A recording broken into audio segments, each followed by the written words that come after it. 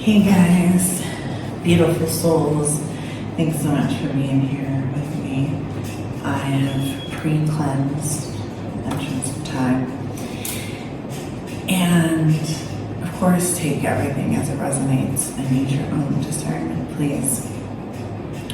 But today I want to talk about something that I've been reflecting on really deeply lately. And I've been getting a lot of downloads about messages in different ways. Orange and black butterfly out my window as I say that. And I feel like it's something that shows up in our relationships, our healing, our goals, even our spirituality. Attachment. And how it might just be the root of most of our suffering. And I'm seeing it more clearly now. So, you probably heard the phrase, money is the root of all evil, but the truth is it's not the money, right? It's the attachment to it, the clinging, the control, the fear of losing it, the fear of never having enough of it.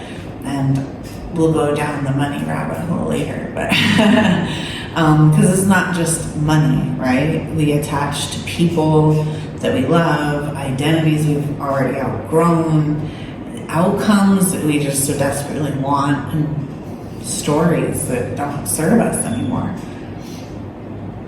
And, we don't suffer just because something ends. We suffer because we thought it would last forever. Not because we fall, but because we expected to always rise. So that pain we feel comes from our resistance to what is. So just to be clear, I'm not saying be cold or disconnected. That's not what non-attachment is. It's not about not caring. It's not spiritual bypassing. It's actually deeply caring. It's deep care without control. Presence without possession. It says, I love you and I release you. I trust what's unfolding even if I don't understand it. I show up fully, but I'm not here to force anything. So there's the key, right? Because if you're cold, if you're disconnected, right, you're not showing up fully. Okay, so that's the key difference. This is, you're still showing up fully, but you're not forcing anything. And here's how I've been really learning and practicing non-attachment lately. Letting the moment be what it is and not what I've wanted it to be. That we so cling to, and it can be as simple as what you had planned for the day, right? And you're so attached to that outcome, right? That thing, whatever it is. And when something goes differently, it kind of throws you off, right? Because we were so attached to that. So it could be that simple or obviously much larger things. So kind of just letting the moment be what it is, and that might not always be exactly what I wanted it to be, right? And also observing my thoughts, but also my emotions, and not becoming them. If I feel irritated, even if I'm just saying, in my head, I don't know if you all say things in your head, like, thinking, that's called thinking, even if you're not saying it aloud, but saying it to yourself at least, like, I feel irritated. And then going, okay, why? And that might sound silly, but just kind of acknowledging it. And if you have to, saying it out loud, or if it's, maybe something in a relationship, being able to communicate that appropriately and respectfully, of course. Whatever the case may be for you, versus, maybe lashing out or reacting. So, and then, of course, you can choose your response, but not becoming whatever that is, or acknowledging, I feel sad, whatever it is. just kind of observing more of my thoughts and my emotions, and not becoming them. Not to say that, I'm doing this 100% of my life and I'm perfect. Nothing's perfect, no one's perfect. I'm not asking you to be perfect. And this one's huge, I think. Love without gripping. And I think when we love someone or something, whatever the case is, and we've grown with trauma or attachment issues or abandonment issues, we tend to not necessarily cling to that person or be clingy, but to attach out of probably fear of losing the thing, the feeling, the person, right? And so a lot of times that can manifest into behaviors, into sabotaging, anxiety, just all sorts of things. So love without gripping.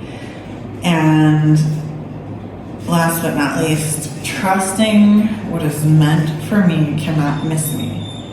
This is tough because I think there's a thin line between, the universe is going to provide, I can manifest, life of my dreams, all of the things, that we believe to be true, and kind of sitting around and missing out on life because you're always waiting, right? So that's not what we want either. So trusting that what is truly meant for me cannot miss me. And I'll give you an example. Looking for a home, say that you have to move, and I'm currently going through this. There's a difference between me needing to move. I know that I need to move, right? And just never doing anything about it, not acting on it, not attempting anything, right? And just saying, yeah, this will fall in my lap. And actively looking for a place, using the connections that I have, manifesting, outlining what it is exactly I want, etc. Because the universe responds, right? So when we take action, it's setting things in motion. But you take action without the rush, without the panic, without the anxiety, without the fear that you're not going to get it, right? Oh, if I don't put this payment right now, I'm not going to get this house. That is fear, right? And it's also attachment, either to whatever reason it is that you're wanting that place or that thing. It's attachment to that outcome as well. So trusting that what is meant for you cannot miss you. That's something that's been really helping me, especially recently. And it can be as simple as that, something as a day-to-day is having to move, and that's just my example I'm giving you. Of course, there's a ton of them. And sometimes you get that tiny voice that whispers, is this too good to be true? Or this feels too good to be true. And I have to kind of remind myself, no, this is what I asked for. This is alignment. This is what I deserve. And in the past I might have sabotaged it for looking for the catch or the scam or the string attached. But now I let that in. So if you're feeling resistance, fear, grief, ask yourself, what am I attached to right now? And then gently and lovingly let it go. And if you hate hearing let it go, like I used to, I'm not saying let it go because it doesn't matter or it didn't happen. I'm not asking you to pretend it didn't happen, but because you're choosing peace over possession, flow over force, faith over fear. Faith over fear. Knowing you are safe to receive, you are free to release. And the most sacred things will never require you to grip them tight. And that's a huge message for someone. The most sacred things in life will never require you to grip them tight. Let it land, let it go, let it be, let them. I'm big on the let them. If you know, you know. So non-attachment isn't letting go of love. It's letting go of control.